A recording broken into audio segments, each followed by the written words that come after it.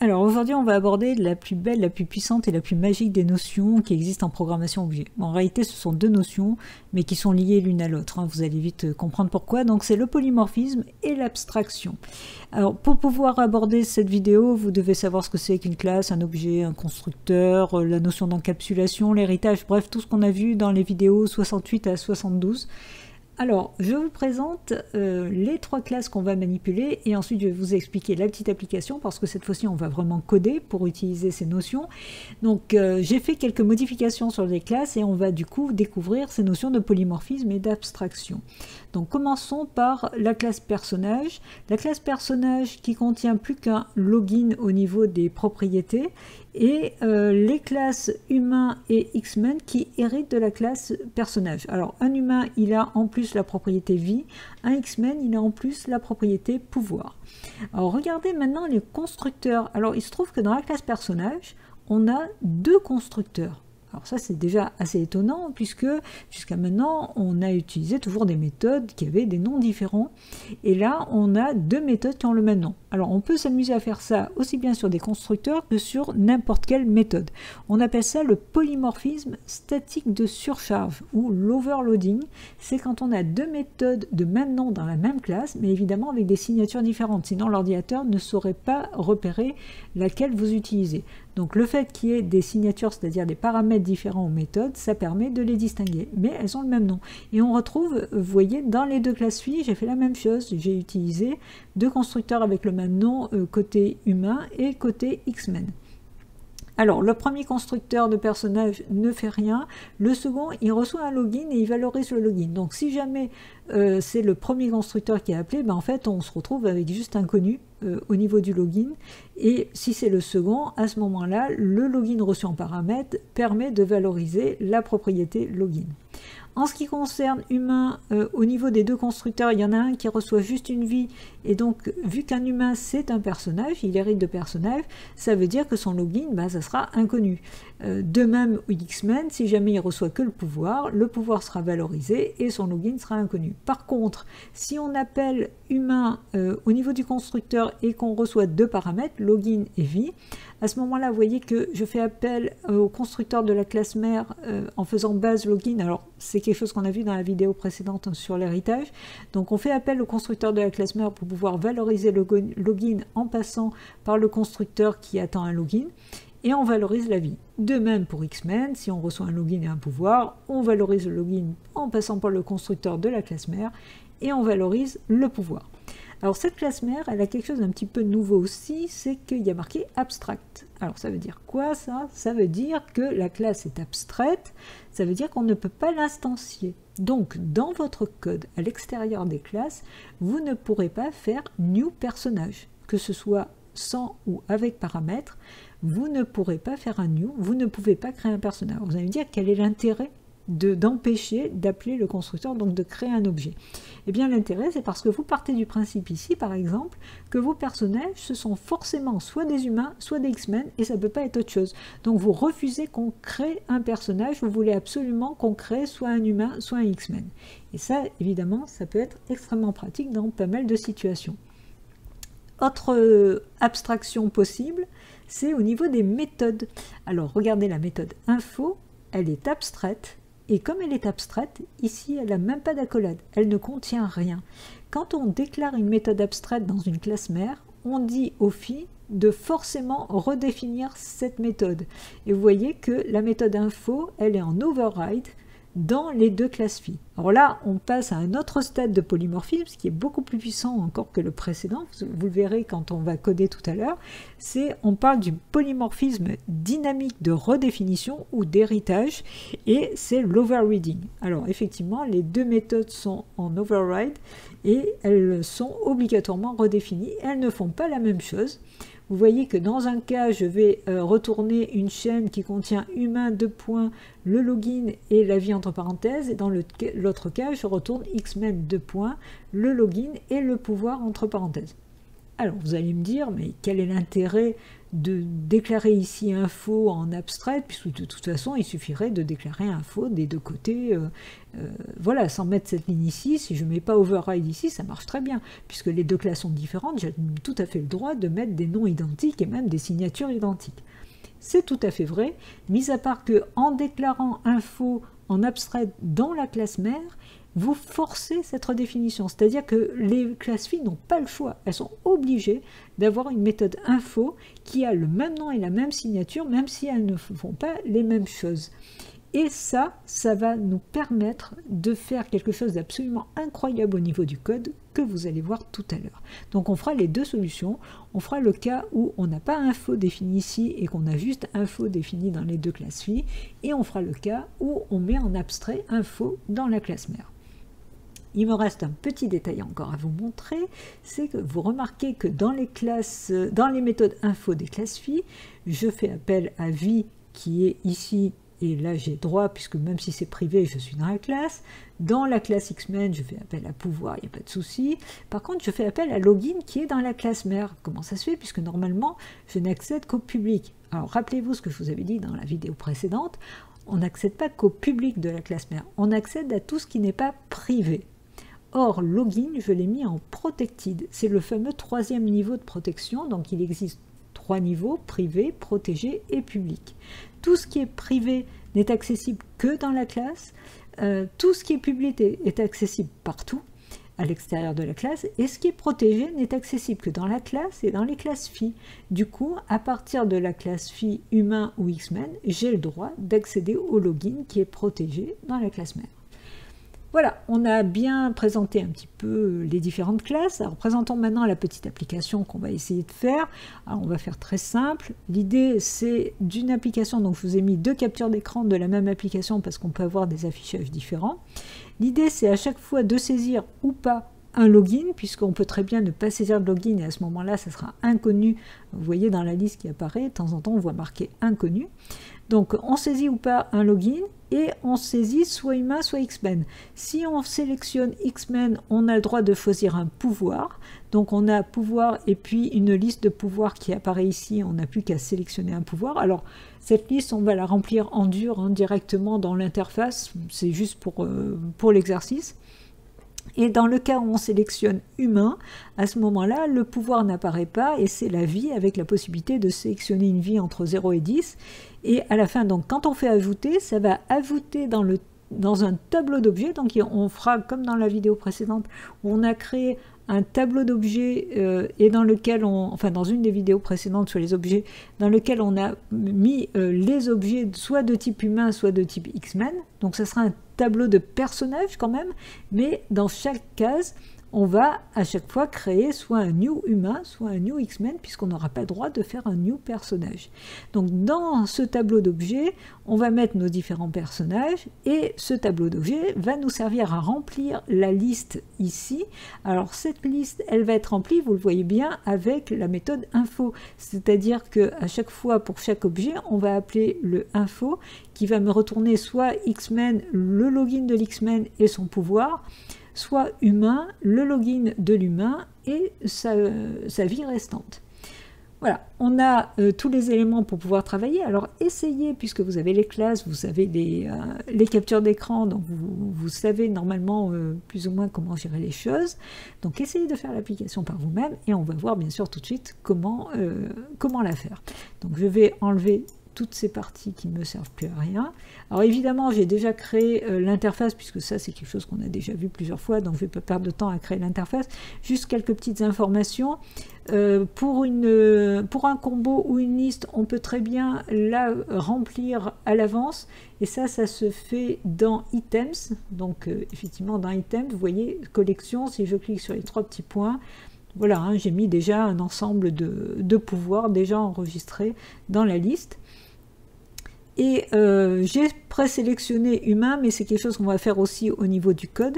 Alors justement, au niveau du code, ce qu'on aimerait, c'est que lorsqu'on sélectionne humain, eh bien, il n'y a que la vie qui apparaît et la sélection de la vie. Et lorsqu'on sélectionne Xmen, c'est que le pouvoir. Alors j'ai fait exprès de donner des noms à ces labels justement. Donc vous voyez LBL pouvoir pour celui-là, LBLV, et puis bien sûr il y a le NUDV et le CBO pouvoir pour pouvoir sélectionner un pouvoir. Donc la première chose que je vais faire, ce sont les procédures événementielles qui correspondent à ça. Donc quand je sélectionne, quand je crée une procédure événementielle sur humain, donc là j'ai fait un double clic, alors on va directement aller dans le code. Évidemment il y a déjà mes classes qui sont créées, hein. Donc là c'est la procédure événementielle sur le clic sur bouton radio humain.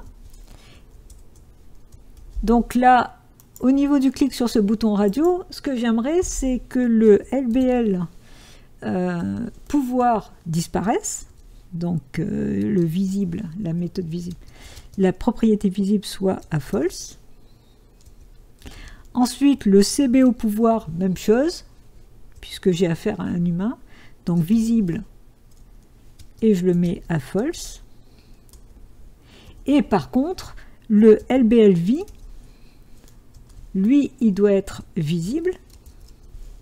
Donc je le mets à true. Et de même, le NUDV, visible à true. OK. Alors, de la même façon, évidemment, si je clique sur X-Men, à ce moment-là, donc là, c'est un clic sur le bouton radio, cette fois-ci X-Men. Donc voilà, X-Men. Et vous avez bien compris que c'est les mêmes 4 lignes, mais à l'envers. C'est-à-dire que, lorsque j'ai mis à false, je dois mettre true et vice-versa. Alors j'aime pas bien écrire plusieurs fois les mêmes choses. Je trouve que ça serait quand même plus propre d'avoir une méthode non événementielle. Alors je vais tout de suite la créer. Private void. Donc comment on va l'appeler, change visible, ou plutôt oui, change visible, très bien, visible.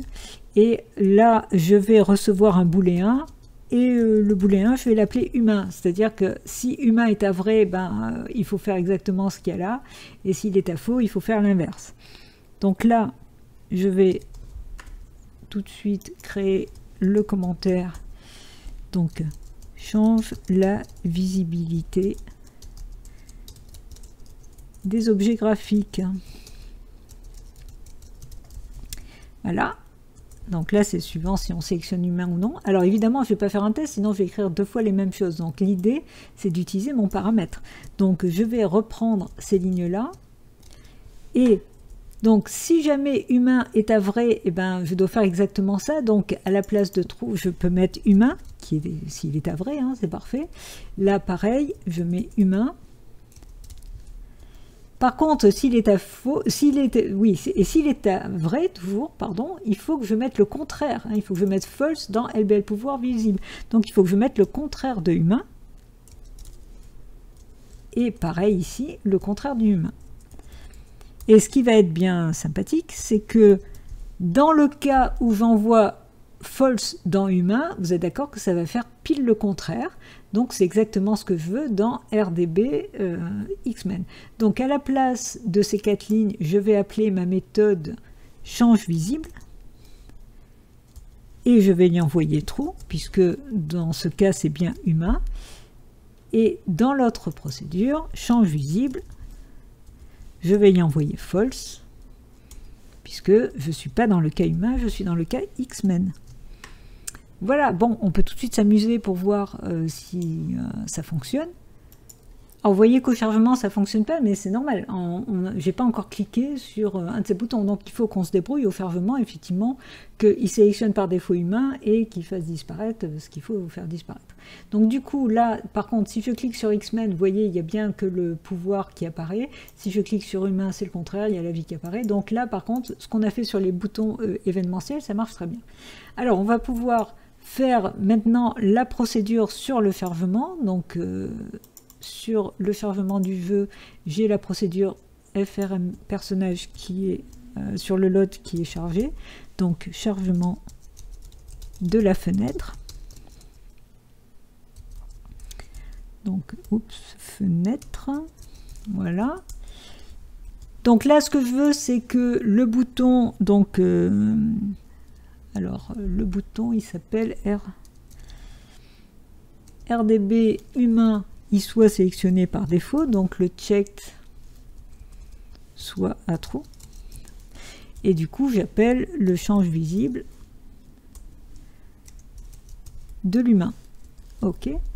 Bon, ce que j'aimerais aussi au niveau chargement, c'est que par défaut, dans la liste, dans le combo, le premier élément soit sélectionné, qu'on ne se retrouve pas avec aucun élément sélectionné. Et dès qu'il y en a un qui est sélectionné, on ne peut pas enlever la sélection, on peut juste changer la sélection. Donc le selected index, je vais le mettre à 0 sans prendre de risque, puisque je sais que j'ai rempli ma liste, hein, qu'il y en a au moins, sinon il faudrait que je teste quand même pour voir s'il y a au moins un rempli. Et puis je vais me positionner pour saisir le login, donc le txt login, je vais faire un point focus pour me positionner directement dessus. Voilà.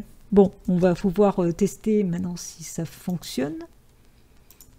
Donc là, on a bien, vous voyez, automatiquement, sans que je clique sur humain ou X-Men, eh bien, ça a été sélectionné humain et je n'ai pas le pouvoir qui apparaît.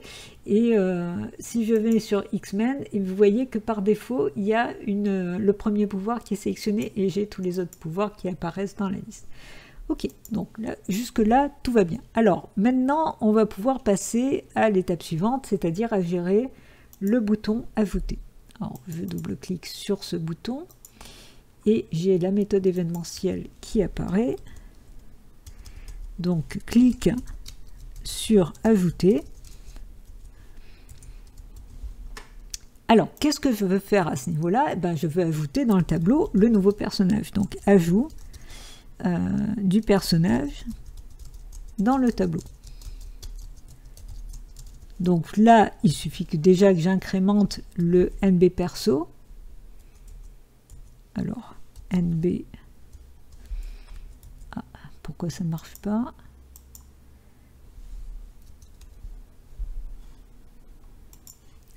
Ah oui, ça ne marche pas tout simplement parce que je ne les ai pas créés encore. Donc je n'ai pas défini mon tableau, je n'ai pas défini le nombre de personnages, donc forcément, ça serait bien que je définisse un peu mes propriétés. Donc là, je vais remonter tout de suite sur, ici, voilà, je vais mettre les propriétés. Parce que n'oublions pas que l'idée, c'est d'ajouter dans un tableau, donc je vais définir en privé un tableau. Alors c'est un tableau de personnages. Alors tout à l'heure j'ai dit que je ne pouvais pas créer des objets de type personnage. Attention, je ne peux pas créer, mais je peux déclarer. Donc je ne pourrais pas créer ensuite en faisant new personnage parenthèse et appeler le constructeur, mais j'ai tout à fait le droit de déclarer un tableau de type personnage. Donc je vais l'appeler les personnages. Voilà.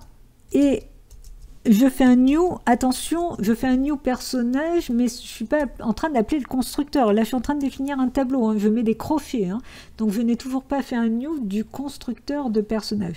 Donc là, je suis juste en train de dire que j'ai un tableau de 100 cases.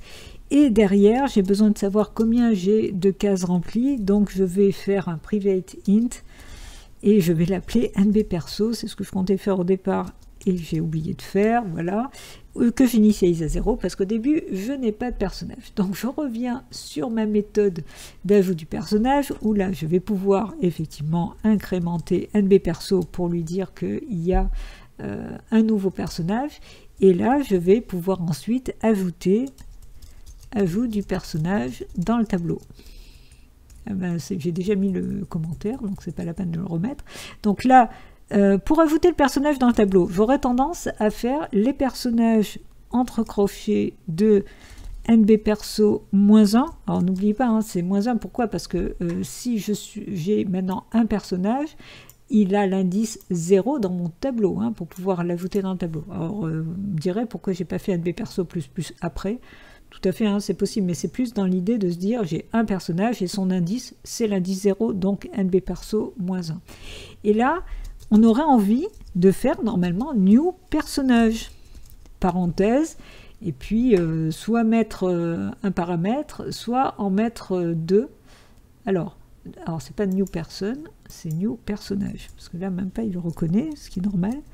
Et vous voyez là, quand je fais new personnage, alors il le reconnaît, il me met même 1 sur 2, parce qu'il me dit qu'il y a un constructeur qui n'a pas de paramètres et le deuxième constructeur qui a un paramètre. Donc vous voyez qu'on a la possibilité, enfin on sait déjà qu'il y a 2 constructeurs. Bon, imaginons que je prenne celui sans paramètres et je mets point virgule.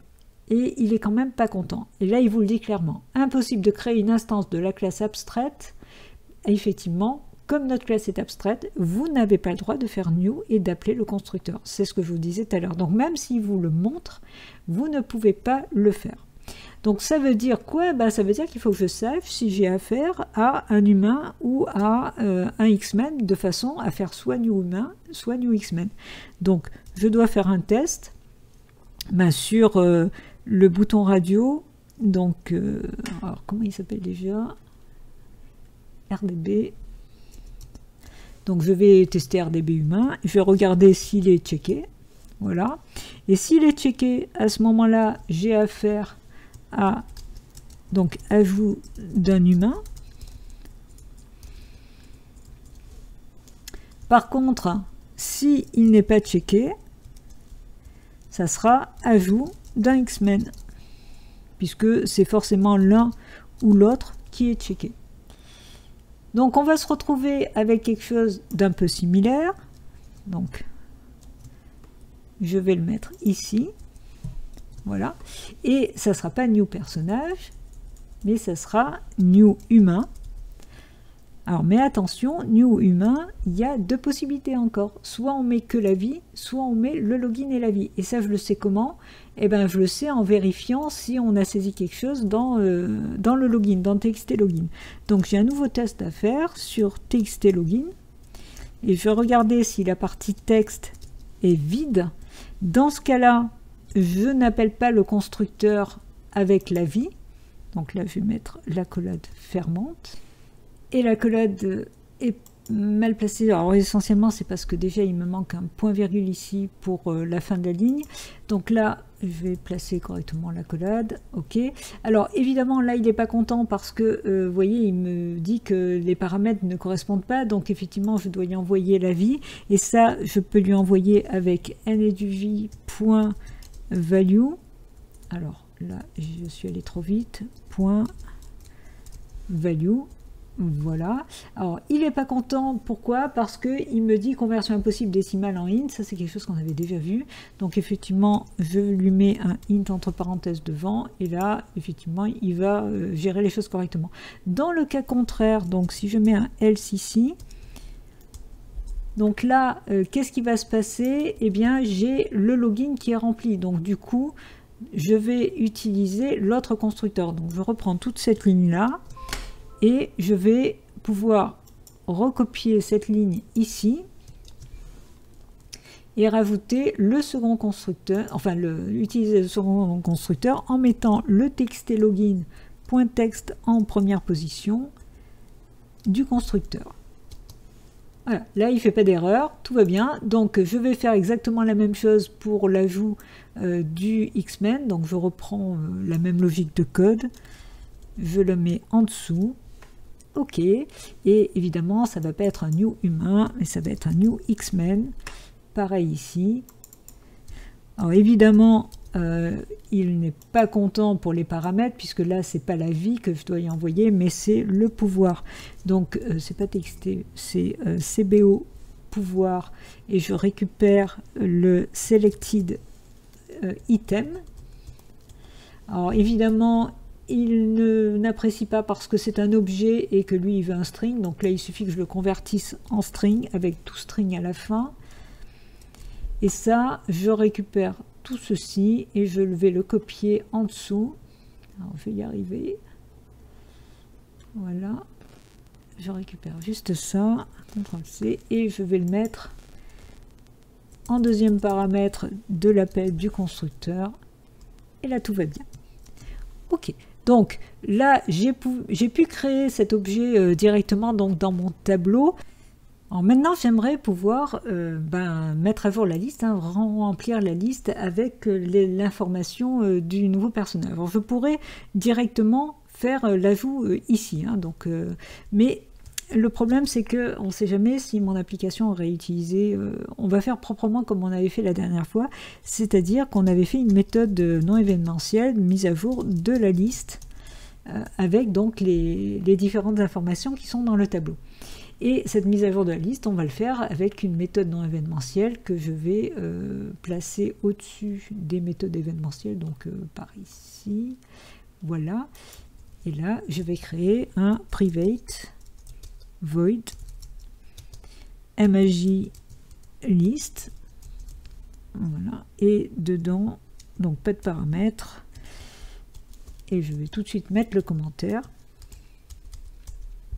en mettant donc mise à jour de la liste à partir du tableau.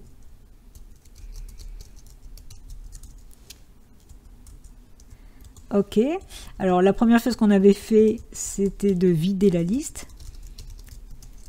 Donc ça, on sait faire, c'est lstpersonnage.items.clear. Et après, remplir la liste. Alors c'est là que je vais m'arrêter un petit peu et que je vais un peu modifier mes classes. Alors vous vous rappelez que je vous avais dit que on avait la méthode info qui est overrided, donc qui est redéfinie dans la classe xmen pour pouvoir retourner le xmen, le login et le pouvoir, et qui est redéfinie aussi dans la classe humain. Cette fois-ci on envoie humain, le login et la vie, ok, et qui est donc abstraite dans la classe du dessus. Et c'est vrai qu'on peut se poser la question à quoi ça sert, hein, pourquoi je ne mettrais pas en commentaire cette ligne. Alors évidemment derrière il ne va pas comprendre le override, alors je vais enlever le mot override, et là il va être content, donc j'enlève ici override, donc je me retrouve avec deux méthodes info qui ne retournent pas la même chose suivant si j'ai affaire à un xmen ou à un humain. Donc je reviens maintenant à la construction, hein, parce que le but c'est que vous compreniez bien la puissance de cette méthode abstraite. Hein. Donc là j'ai enlevé le côté abstraite sur la méthode. Donc pour remplir la liste, on est d'accord qu'a priori je pars sur une boucle déterministe avec un k qui démarre à 0, qui va boucler jusqu'à juste avant NB perso pour balayer tous les éléments du tableau, le k qui est incrémenté à chaque tour de boucle. Et dans la boucle, bah, attention, je ne vais pas pouvoir, parce que là, j'aimerais dans lst personnage.items.add, j'aimerais ajouter l'élément, enfin les informations du personnage, donc les personnages de K. Et là, derrière, si je fais point, vous voyez bien que j'accède pas à info. Ce qui est normal, parce que les personnages de K me renvoient un objet, en fait, un objet de type personnage. Alors vous allez dire, normalement, c'est pas possible. N'oublions pas que c'est un tableau de personnages. Donc, quand je fais les personnages de K, je n'accède que au public de la classe personnage. Et au public de la classe personnage, il n'y a pas info, il n'y a rien. Donc, ça veut dire quoi? Ça veut dire que je suis obligé de tester d'abord. Alors, qu'est-ce qu'il m'a fait? Je suis obligé, dans un premier temps, de faire un test sur le type du personnage. Donc, je vais regarder dans les personnages de K, les personnages entre crochets K. Je vais regarder si c'est un humain. Donc ça, je peux le tester en faisant is ou en regardant le type. Donc, si c'est un humain, à ce moment-là, je peux faire dans lst personnage.item.add, et c'est toujours la méthode info qui m'intéresse. Hein. Donc, à ce moment-là, je repars sur les personnages de K, mais pour pouvoir accéder à la méthode info, il faut que je transtype les personnages de K en un humain. Et pour transtyper, il faut que je mette humain entre parenthèses devant, et tout ça je le mets entre parenthèses, donc humain, alors sans le H majuscule évidemment il n'est pas content, voilà, et tout ça je le mets entre parenthèses, et une fois que j'ai entre parenthèses, là si je mets un point, regardez ce qui se passe, j'ai transformé les personnages de cas je l'ai transtypé en humain. En le transtypant en humain, l'ordinateur est capable d'accéder aux méthodes de la classe humain et du coup à la méthode info. Donc là, je peux accéder à info. Dans le cas contraire, donc je vais faire un else, accolade. Dans le cas contraire, je vais le transtyper non pas en humain, mais en X-Men pour accéder à info de X-Men. Donc là, je vais coller ici et je vais remplacer humain par X-Men. Vous voyez que ça marche, hein, mais je suis obligée de faire des choses un peu particulières, c'est-à-dire que pour accéder à la méthode info, sachant que ce n'est pas la même méthode et qu'elles sont dans deux classes différentes, je suis obligée de transtyper l'objet, parce que je sais très bien que dans mon tableau des personnages, j'ai soit des humains, soit des X-Men, qui sont des personnages. Mais je suis obligée de le transtyper en humain pour accéder aux méthodes de la classe humain, ou transtyper en X-Men pour accéder aux méthodes de la classe X-Men.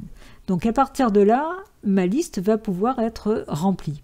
Donc je reviens à ma méthode événementielle sur l'ajout d'un personnage, et là j'appelle ma mise à jour de liste qui va permettre effectivement de remplir correctement la liste. Alors pour finir, je vais quand même me repositionner sur le login et l'effacer pour pouvoir saisir un login suivant. Donc repositionnement sur login. Donc là je vais faire un txt, bon déjà je vais l'effacer, point texte, je vais le vider et derrière je vais me positionner dessus, donc je fais un focus. Voilà. Ok, alors on va tester pour voir si ça fonctionne. Donc mon programme se lance. Alors je vais commencer par saisir un premier login. Donc par exemple je vais prendre un X-Men et je vais saisir, comme dans mon exemple tout à l'heure, magnéto, et je vais sélectionner magnétisme. Voilà, je fais ajouter. Et là vous voyez, il m'a bien ajouté dans la liste, hein, il a été capable de voir, parce qu'il a d'abord ajouté dans le tableau, il l'a ajouté en tant que X-Men, et quand j'ai appelé info, j'ai fait le transtypage en X-Men, et à ce moment-là, donc là, dans la liste, vous voyez, retournons sur l'ajout, voilà, il a été capable de le transformer, de le transtyper en X-Men pour appeler l'info concernant les X-Men, et voilà pourquoi il m'a affiché correctement le message. Donc cette fois-ci, ici, en tant qu'humain, je vais rajouter par exemple Pierre, et je vais lui mettre, je vais lui laisser la vie à 10, j'ajoute, et vous voyez que là, il a ajouté correctement, et il a refait la liste, n'oubliez pas qu'à chaque fois, il refait la liste complètement, hein. Donc là, je vais rajouter un autre Tornade, et là, c'est un X-Men, et je vais sélectionner électrokinésie et je fais ajouter, ça marche. Si jamais je prends un humain et que je ne fais pas de login et que je fais ajouter, il rajoute inconnu, donc vous voyez, il appelle le bon constructeur. Donc tout semble bien marcher. Ceci dit, on peut faire beaucoup mieux que ça, et c'est ce qu'on va voir tout de suite. Donc dans ces ajouts, vous voyez que j'ai été obligé de transtyper à chaque fois parce que je n'accédais pas à la méthode info, sauf quand j'étais dans une des classes filles. Eh bien, si je reviens à ce qu'on avait fait tout à l'heure, donc je vais revenir sur la méthode info que j'ai mis ici en commentaire. Si je mets en abstrait la méthode info dans la classe mère et en public, je suis en train de dire que la classe mère, elle a une méthode info. Mais cette méthode est vide. Pourquoi? Parce qu'il faut que je la redéfinisse. Alors du coup, là, vous voyez, il n'est pas content. Parce qu'il a besoin de faire un override sur cette méthode info. Donc je vais tout de suite lui ajouter le override ici. Et pareil sur la méthode ici, puisqu'il faut qu'elle soit redéfinie par rapport à la méthode info de la classe mère. Voilà. Et là, du coup, vous allez voir le côté totalement magique de la méthode abstraite, c'est que maintenant, je vais pouvoir tout simplement effacer complètement mon test, effacer tout ça, et je vais pouvoir mettre directement dans lst personnage.items .add et je vais lui ajouter donc les personnages de cas. Et là, en faisant point, vous voyez que là, ce coup-ci, j'accède à la méthode info. Parce que cette méthode est une méthode qui retourne un string et qui est accessible dans la classe mère puisqu'elle est abstraite. Mais dans la classe mère, elle ne contient rien. Mais l'ordinateur est assez intelligent, sachant que c'est une méthode abstraite, qu'est-ce qu'il va faire? Il va faire lui-même tout seul le transtypage. C'est-à-dire qu'il va regarder le type de les personnages de cas. Si c'est un X-Men, il va appeler le info de la classe phi X-Men. Et si c'est un humain, il va appeler le info de la classe phi humain.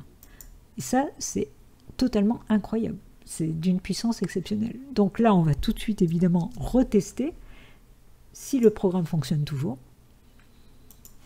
Donc je vais rajouter en X-Men à nouveau Magnéto et je vais lui mettre donc magnétisme. J'ajoute et vous voyez là, il a appelé la bonne méthode info. Il ne s'est pas trompé, il a bien transtypé et je n'ai pas eu besoin de test. Vous voyez que directement par cette ligne-là, lui, il a tout fait tout seul. Donc je vais rajouter un humain ce coup-ci. Humain, ajouter, pareil. Il est arrivé à ajouter correctement l'humain. Donc là, je vous ai montré, à mon avis, hein, la notion qui est la plus puissante, la plus exceptionnelle au niveau de la programmation objet. J'espère que ça va vous donner des idées et vous ouvrir des possibilités au niveau de la programmation. Donc évidemment, je vous dis à très bientôt et surtout pensez à coder.